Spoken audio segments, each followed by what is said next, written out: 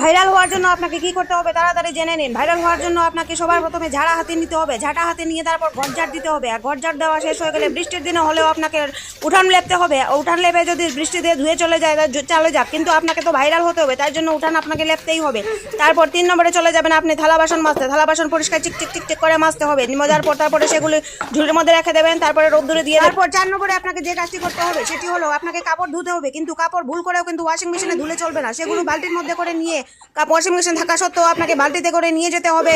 তারপর এটার মধ্যে জল দিয়ে তারপর সাবান দিয়ে এটার মধ্যে কাচতে হবে। কাপড় কাচার পর যদি দেখেন ভাইরাল হচ্ছেন না, তারপর আপনার বালতির ভিতরে ঢুকে যেতে হবে। বালতির ভিতরে ঢুকে পা দিয়ে মারিয়ে এগুলো ধুতে হবে।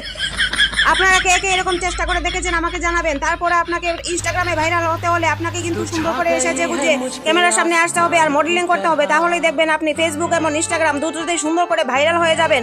আর কে কে এই জিনিসটি ফলো করবেন আমাকে অবশ্যই জানাবেন।